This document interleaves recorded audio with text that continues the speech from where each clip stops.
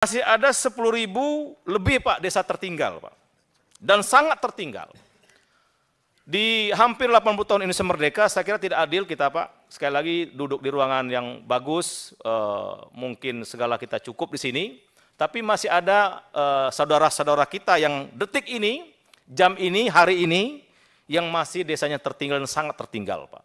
Listriknya belum ada, kebutuhan dasarnya belum terpenuhi, infrastrukturnya belum ada, itu warga negara kita juga Pak. Ini saya kira panggilan mulia kita Pak Lazarus, Pak Ketua, untuk memastikan bahwa di bawah arahan Bapak Presiden Prabowo, ini kita bisa tuntaskan Pak. Ya, dengan cara apa ya? Kolaborasi sekali lagi Pak. Kami sudah mengajak para perusahaan, saya sudah bilang kemarin, kamu sebenarnya sudah banyak makan hasil dari sekitar desa itu. Masa nggak mau membangun desa? Oh siap Pak. Jadi saya agak keras Pak Ketua, mohon maaf nih kalau gaya saya agak menekan, tapi demi kebaikan, bukan untuk saya Pak. Ya. Baik. Kemudian masih terdapat 36 kabupaten tertinggal Pak. Ini kebanyakan di, mohon maaf Pak Wakil Ketua Pak Robert Rowe, di Papua Pak. Ya mungkin saya harus ke sana nanti sama Pak Wakil Ketua, di Papua Pegunungan, atau Papua Tengah, atau Papua Barat, Papua Barat Daya.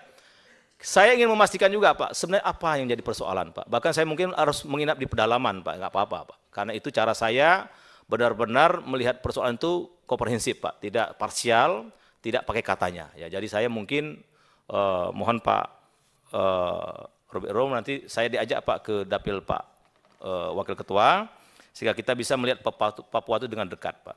Terutama desa-desanya. Dari data yang kami ambil, Papua secara keseluruhan itu masih banyak yang paling tertinggal, yang sangat tertinggal, termasuk NTT. Ya, NTT mungkin ada teman-teman dari NTT di sini. Kami juga mungkin akan kunjungan ke NTT. Saya sudah tanya di mana itu Pak Sekjen, yang tempat air itu? Manggarai Timur. Katanya jalan daratnya sekitar 6 jam Pak. Ya nggak apa-apa. Saya akan nikmati perjalanan itu Pak. Ya, untuk melihat desa dari dekat. Nah, kemudian isu yang lain Bapak Ibu, baru 6.000 badan usaha milik desa mengelola wisata desa, sementara potensinya 27.000 lebih. Nah, ini mungkin sekali lagi Bapak Ibu, kalau dari dana desa atau dari APBN sangat sedikit. Saya lihat cuma sekitar 150-an untuk tahun 2025. Tapi kita pastikan kolaborasi dengan pihak swasta atau melibatkan masyarakat setempat seperti di Kembang Belor atau di tempat lain, itu desa yang punya potensi wisata bisa kita maksimalkan Pak. Jadi tinggal kolaborasi sifatnya. Jadi kita jangan hanya terpaku dengan dana desa, jangan hanya terpaku dengan APBN, tapi kita diberi akal dan pikiran, diberi teman yang banyak Pak. Saya meyakini itu bisa kita carikan solusi yang terbaik. Sekali lagi kalau ada di tempat Bapak Ibu dapilnya potensi wisata, mungkin bisa jadikan percontohan untuk kecamatan mana itu Pak. Sehingga ada efek terhadap desa yang lain. Nah, ini salah satu anggaran desa itu adalah desa wisata Pak. Dalam rangka juga kemarin kami di Kembang Belor itu saya sudah diskusi panjang sambil panen ubi jam 6 pagi, jalan kaki pakai sendal di sawah. Saya bilang Pak Kades begini-begini, dia terima masukan saya. Saya bilang ini airnya kencang Pak. Pak Kades kan kalau malam gelap, coba buat turbin kecil Pak, kasih dinamo kecil, kasih lampu. Oh iya. Jadi saya gitu Pak Ketua, jadi ngasih ide langsung. Sebelah air ini dibelokkan dikit, pelihara ikan arus deras, enak. Oh iya ya, jadi saya banyak ngasih ide Pak. Di sini tadi ditaruh bangku tempat orang duduk, pemandangannya gunung. Oh iya, tapi pakai bilang masuk sini pakai kupon. Oh iya ya, dapat duit lagi sebelah desa. Jadi itu mungkin cara kami Pak Ketua menyentuh persoalan sekaligus solusi Pak. Ya, langsung nginap di desa.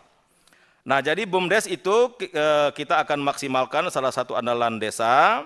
Karena contoh tadi yang di Desa Ngoran, Kecamatan Ngelegok, Kabupaten Blitar itu, ekspor kendang jembe itu pihak buyer tidak mau kalau hubungan pribadi Pak. Maka BUMDes lah salah satu solusinya. Jadi kalau misalnya ada potensi di desa itu, kalau hanya dengan perorangan, biasanya buyer atau pihak ketiga atau pemodal dan sebagainya tidak mau. Maka kita akan memaksimalkan yang punya badan hukum yaitu BUMDes. Nah ini Bapak Ibu yang saya sebutkan tadi. Masih ada 3.000 lebih Pak desa yang tidak berlistrik. Ini luar biasa ini Pak. Saya sedih juga sebenarnya. Maksud saya cukuplah saya dulu kan waktu masih kecil nggak punya listrik di rumah emak saya Pak.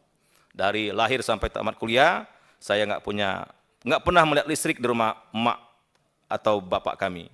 Tapi ternyata di 80 tahun Indonesia Merdeka nasib teman-teman kita, nasib warga negara Indonesia, masih ada sekitar hampir 10 juta yang tidak punya listrik, Pak. Ini tanggung jawab kita, Pak Ketua, tanggung jawab yang sangat mulia, Pak, dan nanti saya sudah minta kepada jajaran Eselon 1, saya akan kunjungan secara khusus daerah-daerah yang tertinggal ini, Pak. Sebenarnya apa persoalan, dan saya akan menggandeng banyak pihak. Mudah-mudahan dengan begitu, satu persatu persoalan akan kita urai.